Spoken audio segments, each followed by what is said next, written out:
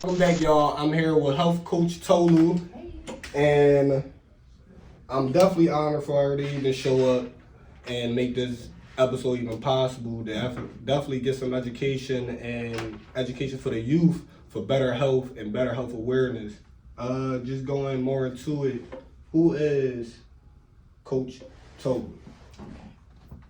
Well, I'm many things, but as a health coach, I am involved. I'm a holistic health coach. So I have different modalities. The main one I started off with was really the food aspect. So I help people to get healthier, all right, to put it down plain and simple, through health and wellness, through their goals, things that they're having issues with.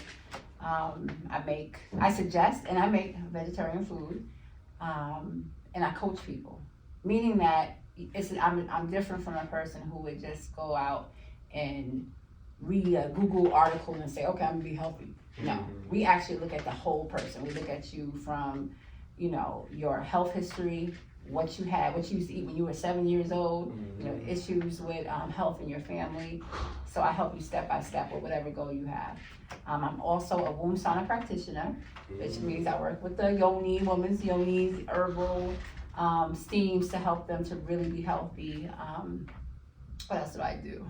So, now not to stop you there, just to go more into a lot of the youth and our people that might not understand what most of that means. Can you break more of that down and how important that is? Okay, so I'm not a doctor. That's the difference. So, where you, as young people, used to going to the hospital or going to our checkup, you get your blood pressure, blood tests, that's not what I do. So basically, think about it as if you want to prevent disease. Your body hurt? Please press the button.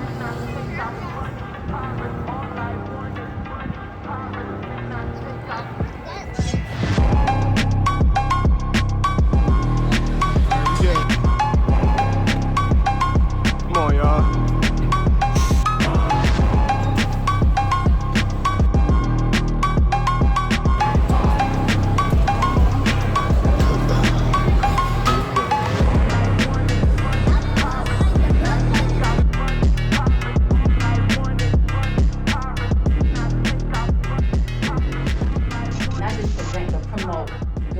Energy, happiness, joy, whatever is your goals. So I, as a health coach, would help the person. I don't tell you what to do. That's the thing. It goes around whatever you deem is the most important at that point, right? So some people are dealing with some very serious issues. I did have people who had cancer, right? And this was totally new for them to actually really look at what they eat.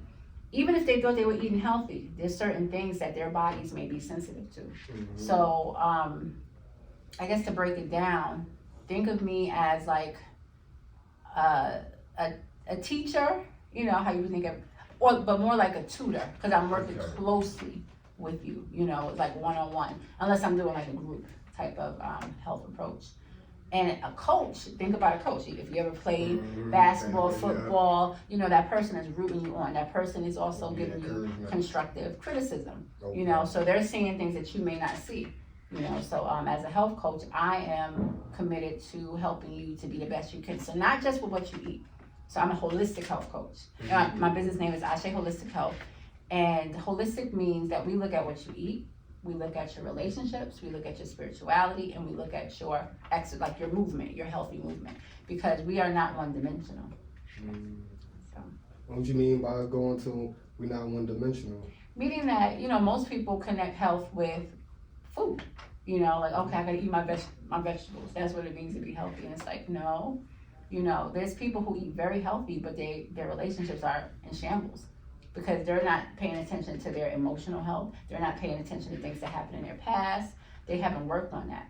So they might use health in a way, a portion of health, as a crux. Like going to the gym. Some people are crazy with the gym. They go to the gym every day religiously, but they're not paying attention to, maybe their spirituality.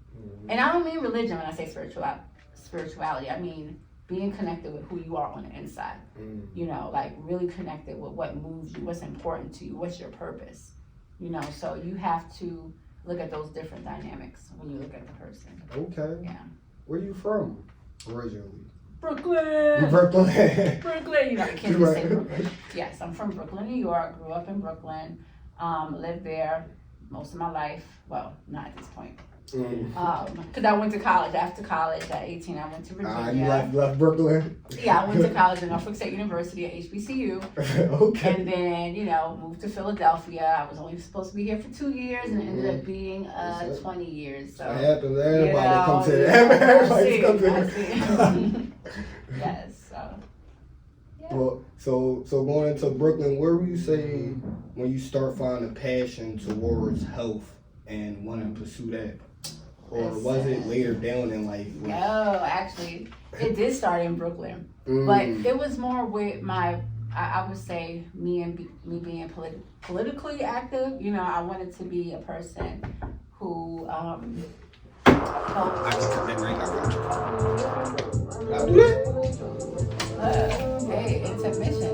Hey. You didn't get something to eat? We're gonna go That to was the park pretty and cool. eat some ice cream, alright?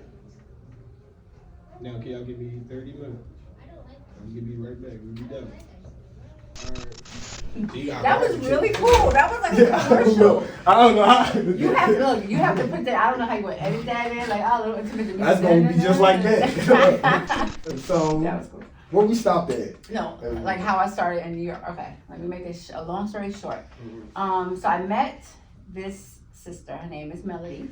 I knew her as kept in my eye. She had a newspaper called the Black Track newspaper, and I was into poetry. I used to write poetry when I was in high school, and I found out there were places that actually have poetry nights. So I met her, and I really believed in her purpose. Like, she was like, we have to advocate for ourselves. Tell the community about what we're doing. Because in the news, you always hearing about, you know, somebody's killing someone, you know, something wrong with Black people, you know. So she highlighted like the cultural aspect, just on so many levels. So I met her family, and they were vegetarians. I was not a vegetarian at all. I never thought about being a vegetarian. I thought vegetarianism was for people who were really religious. And this was like the teenager years? I was 16. Okay. I was 16, right? But, you know, they were really welcoming, so I helped them. Like, they had babies, and I helped them with their household stuff, like learning how to cook. And I wasn't a vegetarian, but I started to consider it. And I was like, well, I don't want to be on a diet. I would want to change my diet, like a lifestyle thing. At that time, I said, but when I'm ready. So anyway, fast forward, when I went to college, again, I went to college in Virginia. So, you know, they're going to have the Southern hospitality, fried chicken, yams, potato salad, all that stuff. You know, and it was good at first, but it was just like, God, they fry everything. And I knew it was time. I started learning about how meat was processed, how they treat the animals, and how that goes into you. Then I started thinking about how I wanted to age. I started thinking about my grandmother. You know, my grandma, she had Parkinson's, you know, she lost her eyesight. And I was like, I want to age gracefully, you know, and I thought that the first thing I could do is start with diet. So I became, you know, I started doing my research, and, you know, so I became a vegetarian at the age of 18. Yeah. The end of my freshman year in college. Yeah. I remember saying goodbye to the things I loved, like honey barbecue wings. What was the main key that really said, I'm going to be done with this for good? Was it just the processing of just seeing how food was processed? I mean, that was a part of it, but I think my main why was my grandmother. You know, just seeing, I mean, I just wanted, like, looking down the line, I wanted to be this very healthy person, and I also wanted to teach. I'm not saying my grandma wasn't healthy, you know, like, she was born 1916, you know, so during that time, they didn't really have too many fresh fruits and vegetables in the north, you know. She moved from the south to the north, and I just figured, you know, maybe I can help my body by helping my body by putting good things into it. And again, I started thinking about cancer and these diseases people are having, you know, and I'm like, they're getting it from the animals. I'm like, if these animals have cancers in them and we're eating them, or these animals are dying and their adrenaline level is crazy because they're not killing them in a way or slaughtering them in a way that's I don't know how to say fair or ethical. They're putting whole animals in a machine, so they see what's about to happen. Yeah. So there's adrenaline, there's certain chemicals that are released fair, and I'm like, we're consuming that. That's how I equated it. I said, well, that's why we're sick, you know. And that was just I was like, okay, you know, I could let this go. So going more into that, how big of an impact you think health is in Philly and how serious we take it? I think Philly takes it. I mean, all right, I'm part of the cultural community, you know, the naturals, you know, Black Power, you know, all of that, you know. And that community is really prevalent. And that's one thing I noticed, and that's one thing I really have respect for. Like, I learned about raw vegan food, the next level of vegetarian food in Philadelphia. With Sister Beverly, her daughter Naisha, you know, Mama Kay, Mama Atiola. They have restaurants. Like, they started out vending. They started, you know. So I think Philly is, I wouldn't say that they're not very, you know, health conscious, but at the same time, cheesesteaks exist. It's huge, all right? And I've never had a real cheesesteak. I was very vegetarian by the time I came here. I mean, I did visit here at the age of, my first time coming to Philly was 17. And it was for Millions for Mumia March. I don't know if you know Mumia Abu, you know. But anyway, but, you know, you have a huge Muslim population, and they don't deal with the pork. You know, so you have some restrictions even there, even though they might eat chicken, but you have a large amount of Black Philadelphians, at least, who don't eat pork necessarily. You know, and I didn't eat pork. That was one thing. My father, he was a Muslim, but he was like, you don't eat pork? I was like, okay, all right, I don't. Why not? You can't eat an Oreo. What? How is there a pig in Oreo? You know. So, yeah, I think it's definitely there. You know, because I learned. I didn't know I was going to be a holistic health coach until I was here, you know, so it's here, you know, it's prevalent. You'll find people who are into fitness, health, you know, even financial wealth, so it's there, it exists. Now, are the young people learning it? Yeah, too much? I don't know. I don't think the masses are. I don't think so. Going into the next question, how can one practice a mindset that helps create a positive approach to health and wellness? Make a decision. That's the first thing. Once you start thinking about that you want to be healthier, you see there's a problem, or maybe you want to avoid a problem. You know, you start to seek and ask, okay, so what ways can I be healthier? You know, what can I do now with what's going on in my life? So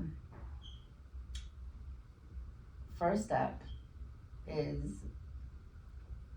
get some help. Like, do some research. Like, Google it. Put the effort into it, yeah. Or model yourself after someone who is already healthy. It's like, okay, what they doing? You know, start asking questions. You know, and again, it's about making a decision, really, because what's around you.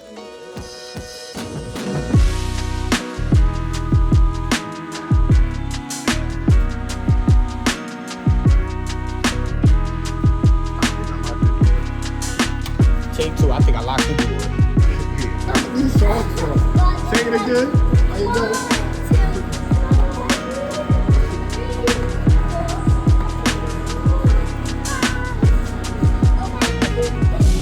It's a different one too.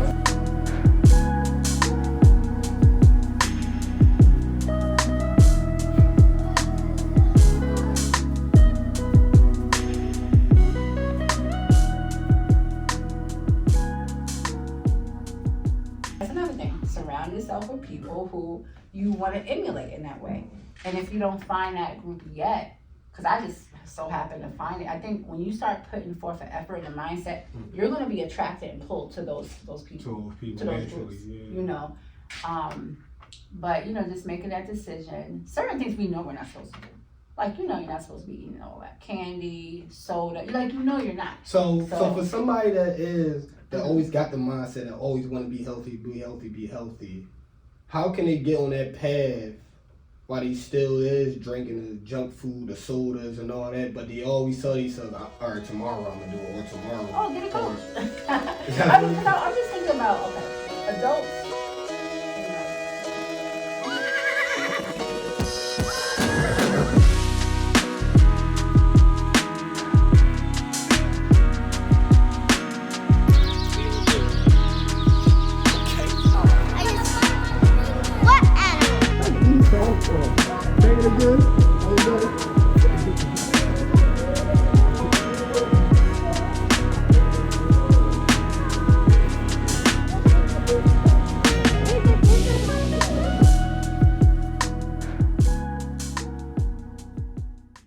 you know, you can get a coach.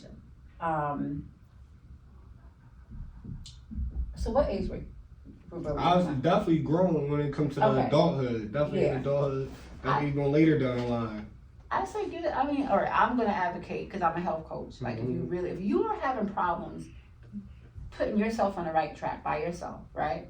Then you can seek out a health coach. You can seek out maybe a class. You know, I took a class. You know, there's a actually they have courses in Philadelphia. That's how I learned how to be healthy. I took it to health and wellness. My first major cleanse, you know, was through a class, and I met all these people. I did a 21-day master cleanse. That's all you're drinking is lemon, cayenne pepper, and maple syrup water. Yeah, my first major cleanse. Okay, so I found people who were doing it. It was actually a coach who was having her class, had people, you know, come out and learn. How did it feel? You going through that whole process? Ooh, that was like that, and so that's another thing I do. I facilitate cleanses as well, you know. But when I first did it, it was empowering because most of us never went without food for more than 24 hours. I mean, if you're sick, you know, you're like, oh, I can't eat. But to intentionally not eat, it was horrible. No, it was all right. No, it was great. That's probably it was the hardest great thing you and can hard. ever do because that's a crazy battle. Yeah. But you feel that's like a crazy mental battle. You feel like if something went down, right? I mean, that's the type of person I am. I'm like a survivalist type of person. Like if I can't eat, your mind gets stronger because you're really not hungry. Your body has fat in it. It has stuff that can last for like 40 days. Like really, you need to drink. You can't really live off of, you know, being dehydrated, you know. Yeah, but food, you can definitely live off of that. So it was challenging because craving is crazy. You know, it's a mind thing. It's like you see people start thinking about food, like towards the end. I'm not gonna say, I don't wanna sound like, you'll see certain cultures and start thinking about the food that they make, like, oh my gosh, you know, but it does teach you discipline, you know. Most people are not disciplined with food when it comes to their stomach growling. You know, you have to be comfortable with hearing your stomach growl. Yeah. So, in your experience, what role does self-care play in achieving long-term health goals? Self-care is becoming like this phrase that is connected with luxury. But self-care really is self-love. And it's basically recognizing that you are a human being, you are not a machine. And that you're not just here to take care of everybody else and to make money. Self-care is really paying attention to yourself and really valuing your body and your temple and knowing that you have one temple that was given to you by God. It's your most precious thing that you have that's housing your spirit. So self-care is paying attention to that. You know, now we think about, in America, I think that we just don't have it in our culture, embedded in our culture. But if you look into Asian cultures, it's embedded in their culture. They get massages like this. They're not like, oh, we're going to the spa today. They will be like walking. Foreign to us. Like it's forbidden. Like, you know, and you can just get a foot rub or a back massage, and that's helping with your circulation because you know that you're walking, you're doing work. Your body needs some type of relaxation and help circulating. But here we have to make an appointment. We have to be $100. Have to have the couples appointment. Have to have the girls' day out, and it's like, no, it needs to be unless you're sick. See, that's the thing. Self-care is not going to the chiropractor. Self-care is not getting a massage or getting a professional massage because now you have an issue that you have to see a professional. Self-care is maintaining this temple that you were blessed with, your body. So, care for yourself, you know, not just putting anything in your body, but not just with food, even what you're listening to and what you're watching. That's another thing. We haven't talked about that now. How deep would you That's say another that would thing. be with self-care? That's huge. That's huge. Even music? Especially music. Especially music. Because, you know, if you're waking up in the morning and you're listening to some depressing music or some violent music because it gets you hype, it's like you're telling your body, we are at war right now. We're fighting. You're not. You know what I mean? And that's why later down the line, it's cute while you're in your early 20s, but later down the line, now you have high blood pressure. Now your body is always thinking it's ready to fight, you know, because you put this state of mind in your body, in your spirit. And same thing with, you know, what you watch, violent movies, you know, or even too much romantic stuff. Like, I get so annoyed in the morning when I'm driving and I hear, it's like, oh, love, that's like, we don't need to hear that at 8 o'clock, 7 o'clock in the morning. And children don't need to hear that either. You know what I mean? Like, we need to have more positive, uplifting, and even, like I think about Steve Harvey. Before he started his show, early in the morning at 6 o'clock, he always talks about upliftment, how to be successful, how to have gratitude, how to uplift yourself in whatever situation, never to give up. That's the type of things that we have to listen to more often. So self-care is recognizing that everything that comes into your space, mentally, physically, or spiritually, is having an effect on you. And that you